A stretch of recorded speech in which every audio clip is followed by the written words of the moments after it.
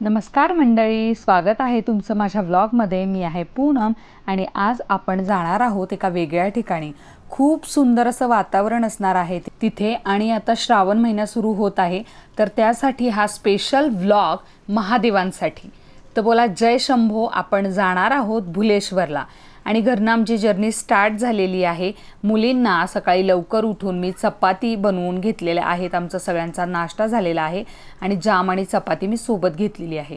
त्या खात नाहीत पण आपलं सोबत असावं म्हणून एक्स्ट्रा दोघींचे कपडे सुद्धा घेतलेले आहेत, आपल्याकडे असावेत म्हणून। जाताना ही मजा मस्ती अशी सुरू होती माझी आणि सावलीची।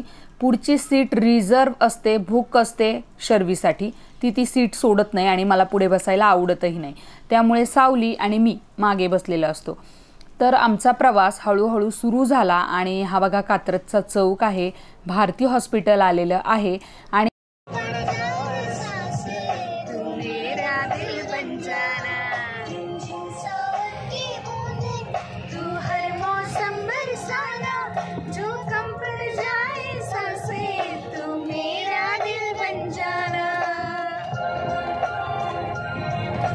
इथपासून सुरुवात झाली शर्वीची विचारायची की मम्मा आपण कधी पोचणार आहोत, आपण पोचलो का, आपण कधी पोचणार आहोत, असं तिने जवळजवळ पूर्ण रस्त्यामध्ये मला वाटते 100 वेळा विचारलं असेल आम्हाला की आपण आलो की नाही अजून। तिला सांगितलं होतं की गावाला जायचं आहे, त्यामुळे ती खुश होती। त्यामुळे तिला बाकी काही देणं घेणं नसतं, फक्त खायला व्यवस्थित मिळालं पाहिजे आणि फिरायला खेळायला मिळालं पाहिजे। इकडे बघा पावसाचं वातावरण झालं होतं, नारळाची वगैरे झाडी इतकी सुंदर होती आणि असा लॉंग ड्राईव्हचा प्रवास म्हटलं ना की मला फार आवडतो। फक्त मुलींचं कसं आहे, सगळं व्यवस्थित झालं की मग त्यासुद्धा पूर्ण रस्त्यामध्ये त्रास देत नाहीत। आधी सावली मागे झोपली होती माझ्या मांडीवरती, मग लगेच हिला तिचं हे आलं आणि म्हटली नाही मला पण मागे यायचं। मग दोघी जणी मागे आल्या आणि मग इथे एका जागेसाठी दोघींची भांडणं चालली होती। मेन महत्त्वाचं होतं माझ्या मांडीवरती झोपायचं होतं दोघींना। आता तिथे एवढी जागा तर नव्हती, मग फायनली दोघींनाही उठवलं मी आणि आम्ही यवतला पोहोचलेलो आहोत आणि राईट टर्न घेतलेला आहे। तिथून आता आम्ही भुलेश्वरच्या रस्त्याला निघालेलो आहोत। मला वाटतं यवतपासून अवघं हे 5 ते 6 किलोमीटर असणार आहे आतमध्ये आणि फार जास्त नाही आहे, पण आजूबाजूला तुम्ही झाडी बघा, हे डोंगर बघा, दऱ्या बघा, खूप छान वाटत होतं। आणि मी इथे शब्दात तुम्हाला नाही सांगू शकत की एक्झॅक्ट तिथे ॲटमॉस्फिअर कसा होता, कारण इतकं प्रसन्न वाटत होतं ना मनाला। आणि अशा मंदिराच्या ठिकाणी चाललो आहे आपण, त्यामुळे मनापासनं आधीपासूनच खूप असा उत्साह आणि पॉझिटिव्हिटी जाणवत होती। आणि सकाळ सकाळ कुठल्याही प्रवासाला फ्रेशली निघालो ना की मग नेहमी असं जाणवतं। दुपारनंतर किंवा संध्याकाळनंतर प्रवास करायचा म्हटलं की मला सुद्धा फार कंटाळा येतो। आजच्या प्रवासामध्ये आम्ही ब्लॉगिंगचं सगळं साहित्य पहिल्यांदा निघालो होतो घेऊन आणि मी पहिल्यांदा प्रोफेशनल एकदम शूट केलेलं आहे ब्लॉगिंगचं। तुम्ही बघा, तुम्हाला इथे व्ह्यू दिसेल, हा सगळा वाईड अँगलने घेतलेला आहे सेल्फी स्टिकवरून। आणि ह्या गोष्टी आधी होत्या माझ्याकडे, पण ते कसं वापरायचं किंवा काय कसं करायचं हे माहीत नव्हतं, तर हळूहळू शिकतीये मी सुद्धा। तर आता सेल्फी स्टिकनेच पूर्ण व्लॉगिंग केलेली आहे। इथे थोडासा बोलायचाही प्रयत्न केला, पण ऊन एका बाजूने असं तोंडावरती येत होतं, त्यामुळे बोलता आलं नाही। गेल्या खाली पार्किंगला जागा होती, तर तिथे लगेचच गाडी लावून टाकली। थोडंसंच मंदिर होतं पुढे, त्याच्या आधी थोडीशी गाडी लावली कारण वर गर्दी असणार होती। आणि इथे फोटोशूट करून घेतला थोडा मुलींचा आणि माझा। त्यानंतर मग आम्ही गाडी इथे लावून पायीच निघालो। अगदी थोडं अंतर होतं मंदिराचं, तर ते म्हटलं आपण पायी जाऊयात, जर तिथे जागा नाही मिळाली लावायला तर काय करणार। हे बघा इकडे जायचं होतं आम्हाला। तर आता हे इथे मी तुम्हाला स्क्रीनवरती थोडी माहिती पण देईन ठिकाणांची। तर गेल्या एक रस्ता डाव्या बाजूने वर जाणारा होता जो गाड्यांसाठी होता आणि हा जो मधला रस्ता आहे हा पायी जाणाऱ्या लोकांसाठी होता। तर तिथून आम्ही निघालो होतो। आजूबाजूचा तुम्ही परिसर पहा, आणि पहिलंच गेल्या गेले हे असं गुहेसारखं असं लागलं, त्याच्यामध्ये पाणी होतं आतमध्ये खूप, आणि तिथे मासेसुद्धा होते. आता यांना मासे दिसले तिघांना, मला नाही दिसले. आणि मग असं पुढे पुढे चाललो आम्ही. भुलेश्वर मंदिर हे 13व्या शतकात सुमारे 1230च्या सुमारास यादव काळात बांधलेलं गेलेलं आहे. आणि हे आजूबाजूला असे सगळे गुप्त सुरंग वगैरे म्हणतो ना आपण, तसे बुरुज आहेत सगळे. इथून पण मला वाटते असा मार्ग असणार एखादा गुप्त. याच्यात पण पाणी होतं आणि मासे होते इथे सुद्धा, पायऱ्या होत्या खाली जायला. तर जायचा बेत होता, पण सोबत मुली असल्यामुळे मी नको म्हटलं, कारण प्रॉपर लक्ष ठेवायचं म्हटलं ना तर मग फार अवघड आहे या मुलींकडे, म्हणून नकोच म्हटलं खाली जायला. मग इथे पुढं थोडंसं असं चौथऱ्यासारखं बांधलेलं होतं, इथे हे सगळे बसले, त्यांना दम लागला होता एवढीसं चालून लगेचच. आणि थोडंसं लेफ्ट साईडला मी पाहिलं तर मला इतकं सुंदर एक शिवलिंग दिसलं बघा. हे इथं बसले तिघंजण आणि चाललं होतं त्यांचं की फोटो काढा आमचे म्हणून. तर इथे मला शिवलिंग दिसलं बघा. हे जे गुहेसारखं आहे ना त्याच्या पलीकडेच आहे हे शिवलिंग. इथं पण थोडंसं शूट केलं मी आणि मग त्यानंतर पुन्हा आम्ही मंदिराकडे निघालो. आता मंदिराच्या पायऱ्या समोर दिसत होत्या आणि आता चालत जायचा इतकं जीवावर आलं होतं, कारण ऊन व्हायला लागलं होतं. हे उंचावरती असल्यामुळे थोडं दम लागतो चालायला. असं बऱ्याच ठिकाणी असं पडलेलं झडलेलं सुद्धा आहे बघा. सगळं दगडामध्ये बांधकाम आहे प्रॉपर. आणि आता श्रावणामध्ये खूप गर्दी होते या मंदिरामध्ये सोमवारी. हे मंदिर पुण्यातच आहे, यवतमध्ये. यवतपासून अगदी 5 ते 6 किलोमीटर असेल. भुलेश्वर म्हणून मंदिराचं नाव आहे आणि ह्या ठिकाणाला सुद्धा भुलेश्वर गावच म्हणतात. तर आता समोर पायऱ्या दिसायला लागलेल्या आहेत. हे मंदिर जे आहे ना ते दख्खन शैलीत आहे. त्याचा एक अनोखा नमुना आहे बरं का, इंडो इस्लामिक फ्युजन आर्किटेक्चर.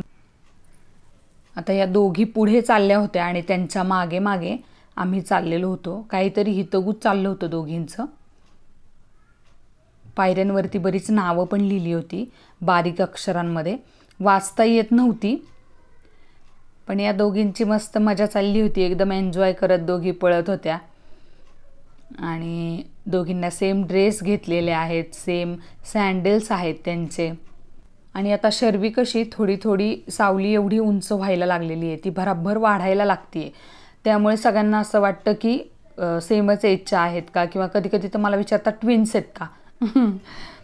फरक आहे दोघींमध्ये तरीसुद्धा. आता इथे मंदिर बघा तुम्ही, हा मंदिराचा परिसर आहे. आपण मंदिराच्या परिसरामध्ये एंट्री केलेली आहे. आता इथे डाव्या बाजूला टाकी बांधलेली आहे आणि हा सगळा उजव्या बाजूचा परिसर बघा. अजून थोड्याशा पायऱ्या आहेत पुढे आणि मग त्या चढून गेल्यावरती उजव्या साईडला नारळ वगैरे किंवा फुलं फळं विक्रेते असं बसलेले आहेत. हे मंदिराचं बांधकाम आता सध्या चालू आहे अजून पण, आणि नवीन थोडं थोडं जे काही जीर्ण झालेलं आहे तर त्याचं बांधकाम सुरू आहे. इथे उजव्या साईडला चपला काढायला जागा होती, तिथे चपला काढून घेतल्या आम्ही आणि मग एंट्री केली मेन मंदिराच्या परिसरामध्ये, गाभाऱ्याच्या परिसरामध्ये. तर आता इथे समोर उजव्या साईडला पण बघा हे असे सगळे शिल्प आहेत. हे तसं भग्न अवस्थेत आहेत, पण बऱ्यापैकी फोटोज व्हिडिओजमध्ये एवढं दिसत नाही, पण आपण जेव्हा समोर बघतो ना तेव्हा बऱ्यापैकी ओळखू येतात. तर आता इथून पहिली इथून जे समोर दिसतोय ना तिथून एंट्री होती, पण आता इकडून डाव्या बाजूने एंट्री केलेली आहे. लोक गर्दी करतात फार म्हणून. आम्ही ज्या दिवशी गेलो त्या दिवशी रविवार असल्यामुळे किती गर्दी आहे बघा, आणि ह्या लाईनीत आम्हाला थांबावं लागलं. जवळजवळ अर्धा पाऊण तास लाईनमध्ये थांबलो आम्ही.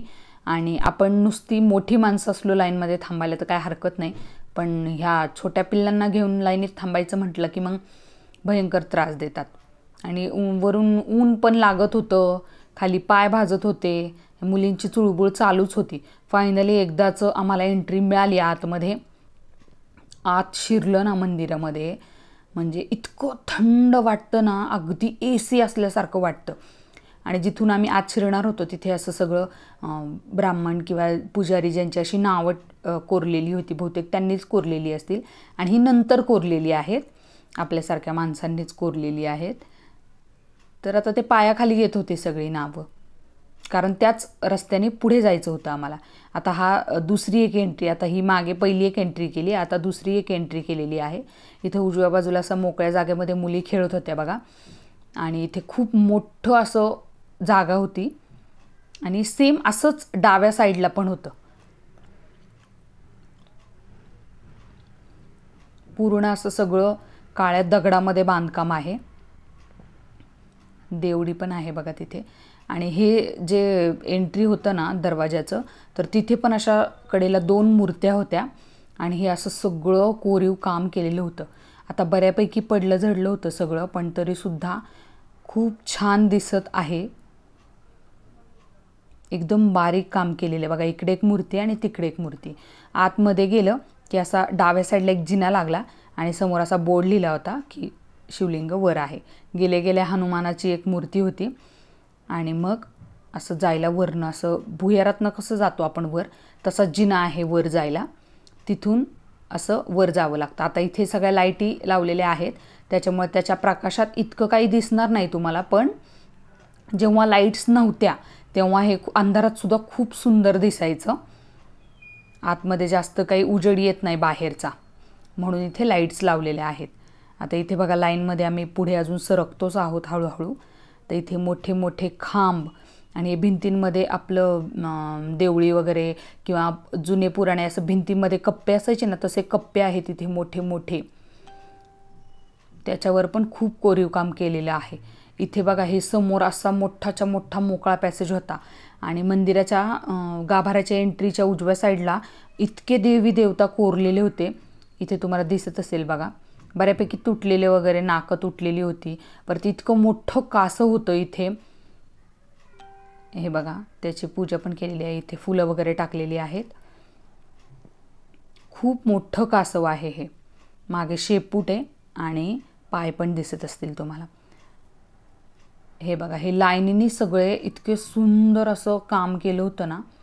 कोणाचा पाय तुटलाय, कोणाचा हात तुटलाय. आता काय सगळे लोक हात लावतात ना, आणि एवढ्या वर्षांचं बांधकाम आहे म्हटल्यावरती थोडाफार धक्का तर लागणारच त्याला. पण तरी खूप सुंदर काम केलेलं आहे. पूर्ण दगडात कोरलेलं आहे हे, त्यामुळे किती मेहनत लागली असेल तुम्ही बघा. आणि खरं हेच बघण्यासाठी या मंदिरात येतात. इतकं सुंदर बघायला आहे ना हे. हात लावलं ना की आपल्याला त्याचं वेगळं फिलिंग येतं, फार असं जुन्या काळात गेल्यासारखं. इथे पण असं सगळं कोरीव काम केलेलं होतं. अजूनही आमचा नंबर आलेला नव्हता दर्शनासाठी. आता इथून थोडंसं पुढे गेलं की मग नंदी दिसेल आपल्याला. खूप मोठा नंदी आहे, म्हणजे माणसापेक्षा सुद्धा मोठा नंदी आहे इथे. लोक त्याची मनोभावे पूजा करत होती, पाया पडत होती, कानात काही काही सांगत होते लोक त्याच्या.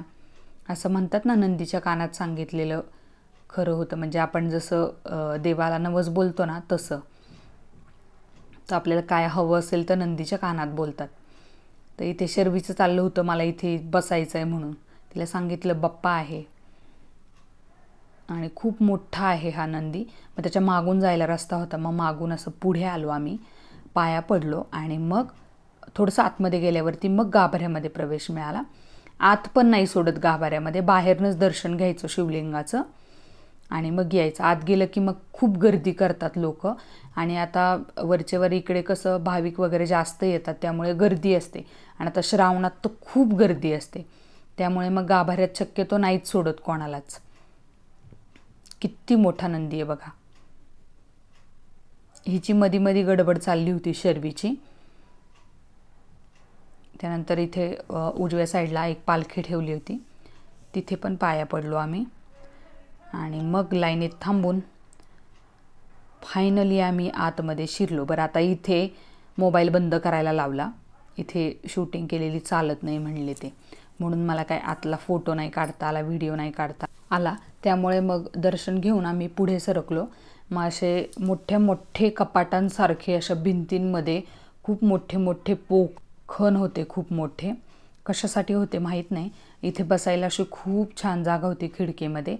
जरा वेळ हे बसले तिघं तिथं, पण तिथं कसा तरी वास येत होता. म्हणजे आता तिथे सगळे दिवसभर कुत्रे बसलेले असतात ना, त्यामुळं तर तिथे वास येत होता. म्हणून मग तिथून उठा म्हटलं मी ह्यांना आणि मग पुढे निघालो आम्ही. इथे सगळे ह्या मंदिराच्या बाजूने फोटो काढत होते. आम्ही पण म्हटलं आता मुलींचे आपले फोटो काढून घ्यावेत. हे बघा, हे पण छोटे छोटे अशा मूर्त्या कोरलेल्या आहेत ह्या खांबांवरती. हा जो गाभारा आहे त्याचा बाहेरचा भाग आहे पूर्ण, आणि इथे तरी थोडासा उजेड येतोय, नाही तर बाकीच्या ठिकाणी अजिबात उजेड येत नाही आतमध्ये. हे बघा, हा पण एक खण आहे. हा मोठा खांब आहे. असं खूप कितीतरी अगणित खांब आहेत इथे. इथे पण बसायला जागा होती. मुली जरा 2-3 मिनिटे तिथे बसल्या आणि मग आम्ही पुढे निघालो. इथे या खणामध्ये शिवलिंग आहे. आता मुलींची बाहेर यायची गडबड चालली होती. त्यांना लवकर बाहेर पडायचं होतं. बाहेर काय अजून वेगळं आहे ते बघायचं होते, त्यामुळे त्या घाई करत होत्या. इथे विठ्ठल रुक्मिणीची मूर्ती आहे बघा. इथे पण थोडासा उजेड आहे. असं सगळं आम्ही लक्षपूर्वक बघून हळूहळू पुढे सरकत होतो आम्ही. इथे पण अजून एक असा कप्पा होता, त्याच्यात काहीच नव्हतं. इथे एक खिडकी होती आणि सगळे लोक फोटोज वगैरे काढत होते. अजून एक खिडकी लागली आणि आता फायनली असं एक एक सगळं पाहून आम्ही पुढे पुढे निघालो आणि शेवटी इथं बाहेर पडायला जो रस्ता होता तिथून बाहेर पडलो. इतका सुंदर नजारा होता ना, तुम्ही बघा, हा व्ह्यू बघा. असं वाटत होतं, म्हणजे खूप उंचावरती आहे ना हे मंदिर, त्यामुळं ढग असे खाली उतरलेत असं वाटत होतं. खूप मोकळं आणि फ्रेश वातावरण होतं एकदम. मुली तर काय अगदी खुशच होत्या. आता तुम्ही थोडासा नजारा म्युझिक सोबत एन्जॉय करा.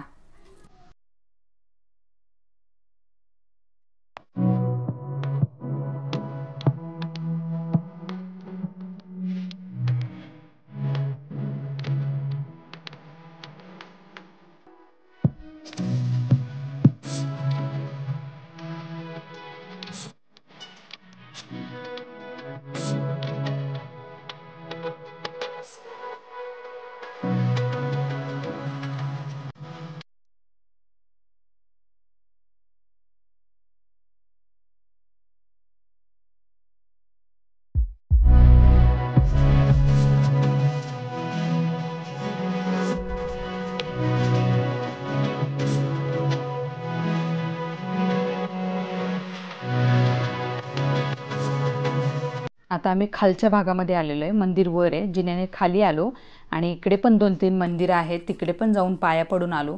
आणि आता आम्हाला घरी निघायचं होतं, त्यासाठी आम्ही लवकरात लवकर परतीच्या प्रवासाला लागलो. रस्त्यात जाता जाता माझी चप्पल तुटली. शेवटी मी ती जी फॅन्सीवाली चप्पल होती ना ती घालून आली होती. माझाच गाढवपणा आहे ॲक्च्युली हा. अशा ठिकाणी जाताना शक्यतो भक्कम चपला किंवा शूज वापरावेत, म्हणजे तुटण्याचे चान्सेस फार कमी असतात. पण आता तुटली त्याला काय करणार. आणि आता तिथे वर डोंगरावरती तर मला फेविक्विक मिळणार नव्हते. बघा, मी हे चप्पल हातात धरून पटपट मुलींना घेऊन निघाले. ही सावलीची घाई होती, पाण्यापाशी जायची, ती पडली असती आतमध्ये, तिला ओढली मी पटकन आणि मग निघालो आम्ही. गाडी थोडीशी लांब लावली असल्यामुळे चालत चालत नजारा बघत निघालो. सावलीला सोबत घेतलं, शर्वीला घेतलं. शर्वी सारखी पुढे मागे करत होती. पायात चप्पलच नाहीये बघा माझा.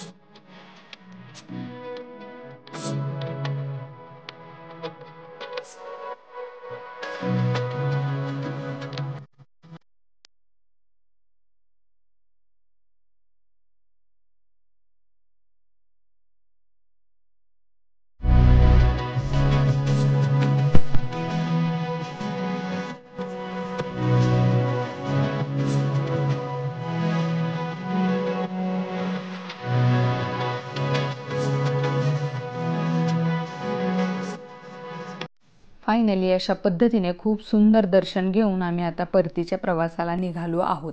म्हणजे घरी चाललेलो आहोत. हा व्लॉग तुम्हाला कसा वाटला ते मला नक्की कमेंट करून सांगा. अशा नवनवीन व्हिडिओजसाठी, अशा नवीन नवीन प्लेसेसला भेट देण्यासाठी आत्ताच मला सबस्क्राईब करायला विसरू नका. तुमच्या मित्रमैत्रिणींसोबत हे व्हिडिओज जास्तीत जास्त शेअर करा, जेणेकरून जे पुण्यामध्ये असतील त्यांना अशा ठिकाणांना भेट देता येईल जिथे आपण मुलांना घेऊनही जाऊ शकतो. तुम्हाला अजून कुठलं ठिकाण बघायला आवडेल किंवा कशाची माहिती बघायला आवडेल ते मला नक्की कळवा. Thanks for watching. भेटूयात नेक्स्ट व्लॉगला.